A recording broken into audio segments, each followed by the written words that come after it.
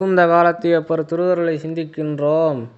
ஏறுடன் 7 அடர்த்தான் எண்ணி 1000 பூக்கொண்டு ஆருடை சடையினானை அர்ச்சித்தான் அடியினை கீழ் வேறுமோர் பூக்குறைய மெய்மலர் கண்ணை ஈண்ட கூறுமோல் ஆழி ஈந்தார் குறுக்கை வீரட்டனாரே.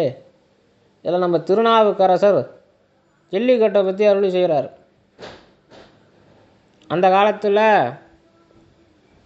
இடையர்கள் காளமாட மிகவும் வீரமிக்க காளமாட ஜெயிக்கிறவங்களுக்கு அவர்களுடைய மகளை தருவார்கள்.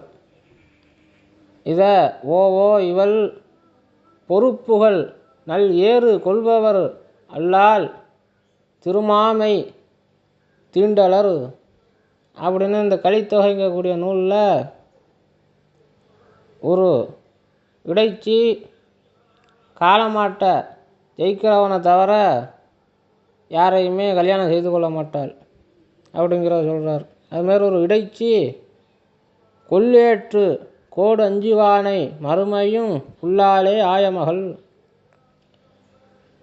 காளமாட்டு கொம்புக்கு பயப்படுறவனை இந்த பிறவியில் இன்னும் எத்தனை பிறவி வந்தாலும் அடுத்த பிறவியில் கூட அவனை போய் கல்யாணம் செய்து கொள்ள மாட்டேன் அப்படின்னு இதில் கூறியுள்ளார்கள். அதுபோல் அந்த குலத்தில் அப்படி ஒரு வழக்கம் இருந்திருக்கிறது. அதனால் திருமால் அந்த இடையர் குலத்தில் அவதாரம் செய்தார் கண்ணனாக. அப்போ நப்பின்னைய கல்யாணம் செஞ்சுக்கணும்னா 7 காளமாடை ஜெயிச்சாதான் நப்பினைய தருவேன்னு நப்பினையுடைய தந்தையார் கூறிவிட்டார். ஆகையால் அந்த இடையர் குல வழக்கப்படி திருமால் 7 காளமாடை ஜெயித்தார். 7 காளமாடை சாதாரணமாக அவர் ஜெயிச்சிருக்கார். ஏறுனா காளமாடு.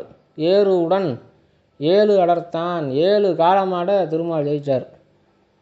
அப்பேற்பட்ட திருமால் ஈஸ்வரனை குறுக்கை வீரட்டானத்தை திருவிழிமலை தான் செய்தார். அந்த குறுக்கை வீரட்டானத்தை பாடுறப்ப சொல்கிறார் இந்த செய்தியை.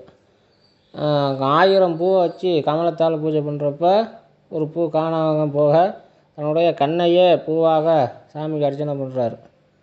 அப்போ கூர்மை மிக்க சக்கரத்தை சாமி திருமாலுக்கு அருளி செய்தார் அப்படிங்கிறதுல அதில் நாவுக்கரசர் அருளி செய்திருக்கார்.